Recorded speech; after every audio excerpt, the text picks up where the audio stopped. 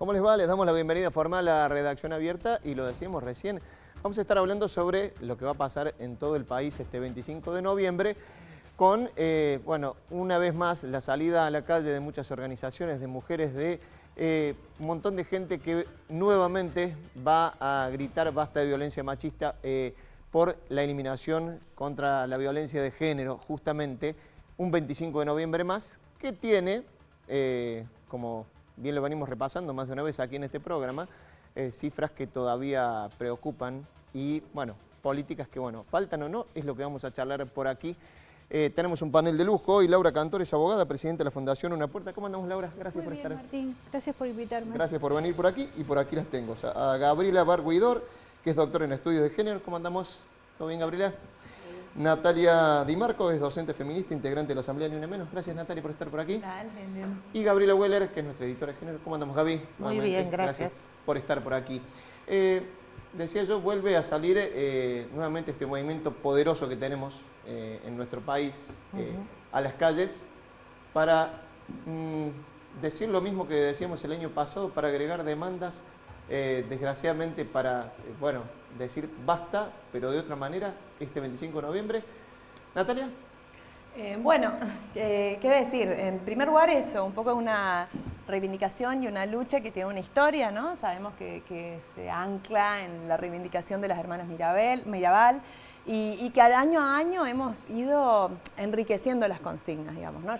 Hay ahí una historia, un acumulado histórico que tiene que ver con lo que los movimientos de mujeres, de lesbianas, feministas, trans, travestis, bisexuales, intersex y no binarias, hemos ido construyendo en tanto sujetas de nuestras luchas y al mismo tiempo construyendo esas reivindicaciones, ¿no?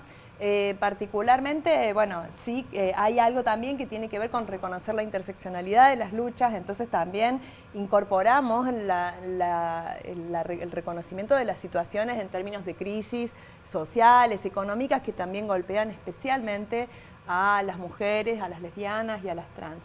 Y en particular, desde hace un tiempo venimos trabajando ya desde la Asamblea Ni Una Menos Córdoba, y desde un espacio que se creó particularmente, que es el de Infancias Libres de Abuso, un espacio que empieza a reconocer también la violencia institucional que se ejerce contra madres protectoras y sobrevivientes de abuso sexual contra las infancias y las adolescencias, ¿no? Entonces, reconocer que el movimiento feminista en Argentina y en el mundo no solamente tiene la capacidad de posicionarse frente a la sociedad, bueno, y como parte en términos de sus reivindicaciones históricas, sino que además tiene esa capacidad de aprender de sus propios desarrollos, ¿no? Y de seguir identificando nuevas situaciones, nuevas problemáticas para enriquecer las luchas, ¿no? Y las alianzas, las luchas, las reivindicaciones, y ni hablar de todo lo que hemos finalmente logrado, ¿no? Una transformación que creo que es muy profunda a nivel social, ¿no? Como docente también. Hace poquito hicimos un programa especial justamente con dos madres protectoras.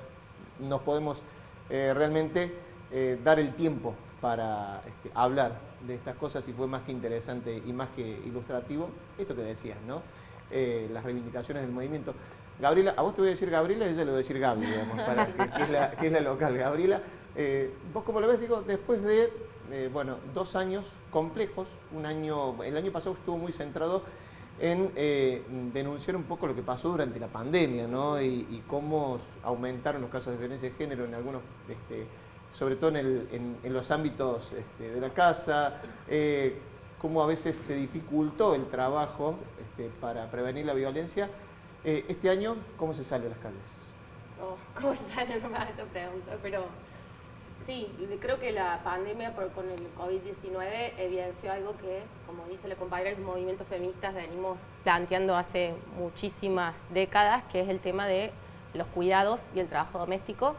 Creo que se vio que se frenó todo, pero la fábrica de la casa no se frenó nunca, y eso siempre ha estado recargado sobre las mujeres y los cuerpos feminizados. Yo no voy a nombrar todas las identidades como la compañera porque sé que voy a olvidar a alguien, pero creo que fue clarísimo eso, de que la casa es una fábrica, ¿no? Donde se sostiene la fuerza de trabajo y se puede caer todo, pero nosotras somos quienes sostenemos la vida, y sin embargo nuestra vida no se sostiene, ¿no? Porque la fecha que se viene este viernes tiene que ver también con que en el 2018 se visibilizaron los femicidios, ¿no? Un tema que es como la violencia radical, la que más ha escandalizado a la sociedad, pero que no nace de un repollo.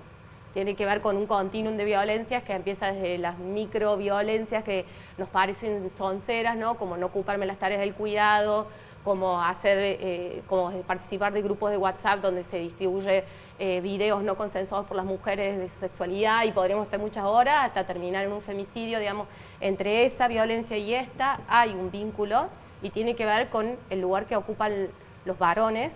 Cuando digo varones, no digo todos los varones, porque no son todos iguales, hablo de esos varones que representan una masculinidad hegemónica, varones blancos, de sectores medios, medios altos, y género, predominantemente heterosexuales, que siguen ocupando una posición de privilegios y de poder que todavía, a pesar de todas las conquistas, no hemos podido desarmar. Y bueno, eso es lo que a mí me ocupa en este tiempo, ¿no? Pensar cómo trabajar con los varones, porque creo que sí, que el movimiento feminista tiene que ocuparse también de eso, y eso es un debate interno que nosotras tenemos, pero creo que si no laburamos en qué está pasando con los varones, hay muchas de estas violencias que no vamos a poder desarmar. Me voy para este lado, jugamos por el último, Gaby, no te me enojes, pero vos sos el local, pero bueno, Laura, ¿vos cómo lo ves? Yo lo veo complicado, muy complicado. Nosotros desde la Fundación este año lanzamos 2 cuestiones.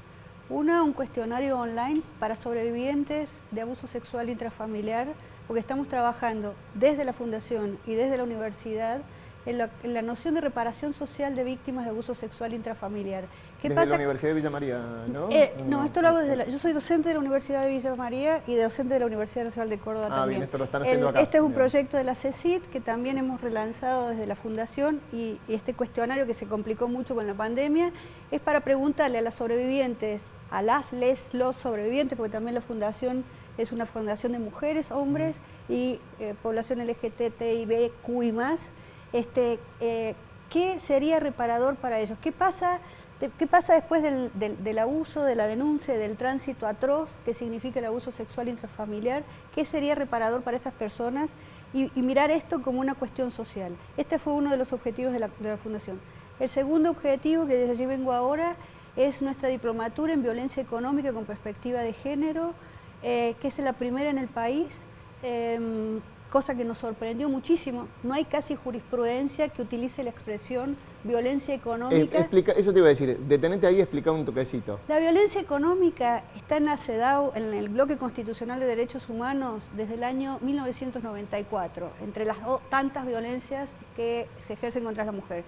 Es un hacer o un no hacer de alguien que tiene un ejercicio de superioridad sobre vos y que te perjudique económicamente. Pero no es solamente un problema de dinero. La violencia económica mata, la violencia económica produce suicidios, la violencia económica produce alcoholismo. Nosotros hemos dado una diplomatura desde junio hasta ahora, donde hemos estado Santiago Donel, Diana Mafía, Enrique Stola, viene de hablar Beatriz Schmuckler a hacer un seminario fantástico sobre el abordaje psicológico.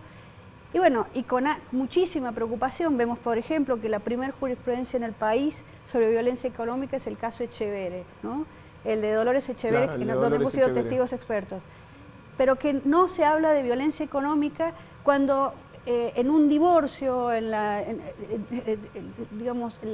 no se puede comer si no hay alimentos. Ahora, bueno, acaba de sancionarse una ley, pero hay una indiferencia absoluta con esto que hace no solamente a la cantidad de dinero que tengas, no es un problema solamente, sino a la satisfacción mínima de algunas necesidades básicas, y está totalmente naturalizado que la mujer, digamos, no se evalúe su trabajo en la casa, sus trabajos de cuidado, ni hablar de los sucesorios, ni hablar de las empresas de familia y la violencia económica intrafamiliar y su intersección con el abuso sexual.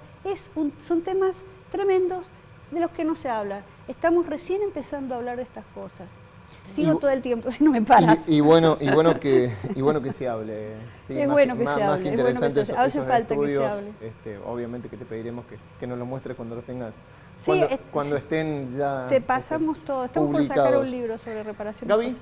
Sí, quería decir, completar a lo que han dicho aquí las compañeras, que es importante que pongamos el acento en otro tipo de violencias que, como decía Gabriela, si no son frenadas a tiempo, tienen un final irreversible, ¿no? Entonces, el tema es actuar ahí, en esas violencias que se pueden frenar. Y además advertir que la violencia no es solo la violencia física o sexual, que es la más visible, que es la que la sociedad condena, digamos, ampliamente condena. Nadie dice estar a favor de una violación o del asesinato de una mujer, pero por ejemplo la violencia económica y patrimonial, comentábamos con Laura antes de entrar al estudio que se acaba de aprobar en el Senado un registro único de deudores de cuota alimentaria. Y en la Argentina existen aproximadamente, es una cifra por lo bajo, 2,5 millones de mujeres que no reciben la cuota alimentaria para poder ayudar a cuidar a sus hijos, porque el cuidado lo tienen a cargo, como decía Gabriela, pero el dinero que tiene que aportar ese padre que ya no convive con sus hijos, solamente hay un 25% de mujeres que lo reciben en condiciones. Y son cifras escandalosas que constituyen una violencia y que constituyen una violencia hacia las mujeres y una violencia vicaria, porque sufren los niños y las niñas por ese odio o ese resentimiento a la mujer, o incluso por una situación un poco así humorística que es muy común en ciertos grupos de varones, en ciertas cofradías, en estos grupos de WhatsApp, como ¿por qué le tengo que pasar plata a la bruja? ¿Cuánto dijiste que era el porcentaje de mujeres que reciben el en tiempo y 25% de las que reclaman la reciben en tiempo y forma? Bien. Démosle otro número. 2,5 de las mujeres que debieron recibir esa cuota alimentaria no la Lo acabo de reciben. escuchar recién cuando se ha dado la media sanción. 2,5 millones de mujeres que están a cargo del cuidado de sus hijos y de sus hijas sin recibir aporte económico por parte de los padres. Un toquecito